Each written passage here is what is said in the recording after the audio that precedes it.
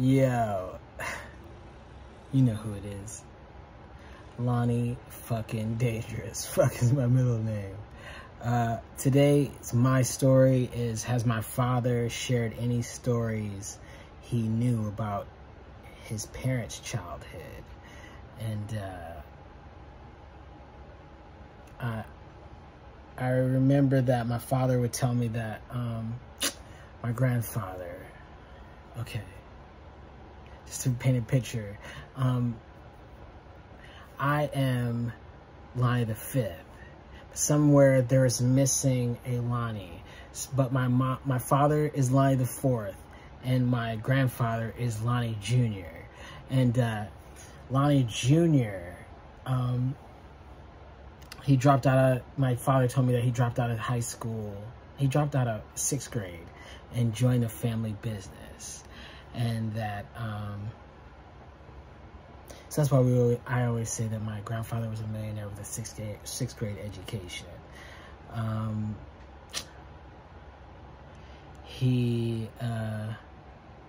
My grandmother, I was told, was a 4.0 student who became a teacher. And my grandfather, I was born in Chester. I think my father was born in Chester also, but my grandfather is from North Carolina.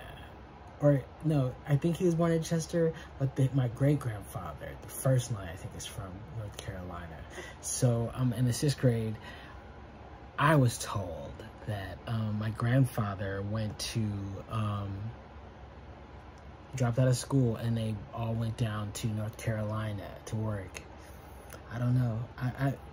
I don't understand any of it. You know what I mean? I have to go back and talk to people because the story's crazy.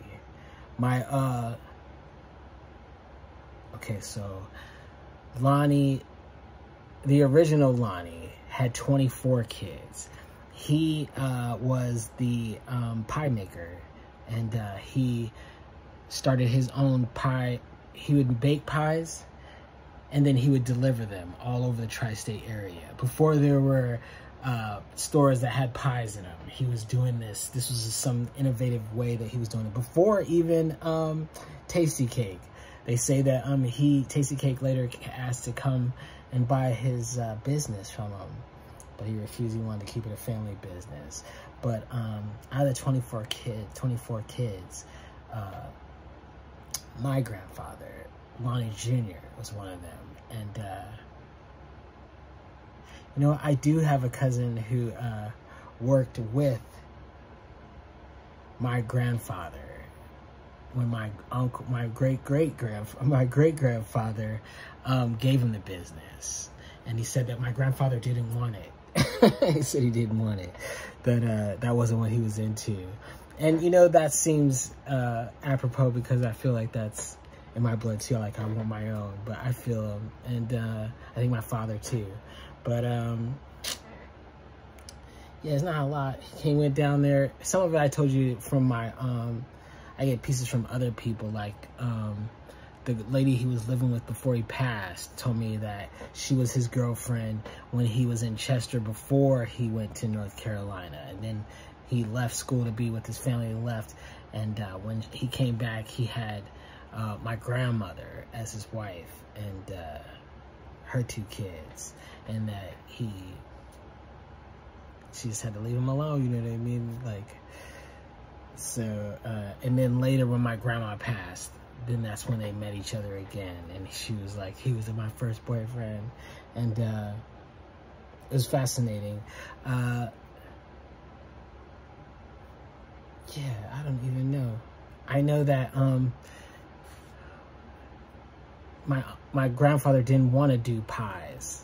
And I think that the store that my great-grandpa owned, the city wanted to rebuild in that neighborhood, so they were buying out all the properties. And I think that they bought my great-grandpa out, which is now owned by my grandpa. And I think my grandpa got into buying properties, and that was his thing. and buying properties and taking care of those, and that was what he was into. And I know that he had lost his fingers, 2 fingers, maybe 3 fingers when he was working as a kid. I don't know. I can know that it was a tumult. My father had such a tumultuous relationship in that, and my uncles too, that they rarely ever talked about that type of I just know my grandfather, he never left. I don't think he ever did. I know that he did not like flying, so he couldn't have flew out of Chester.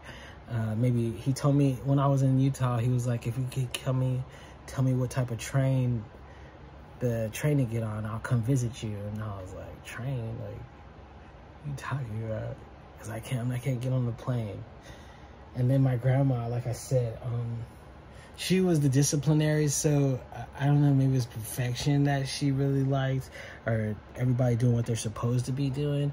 But I got the impression that she was the strong arm of the law, and I don't know, I never got that.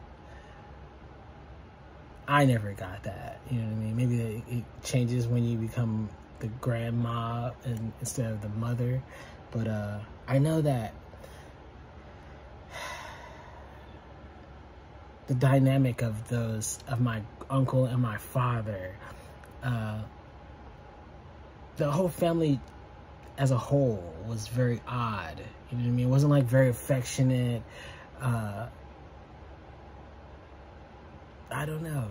Like, it wasn't like disciplinary, like, because they were adults now. And I see that my uncle and my dad could say whatever they wanted to say.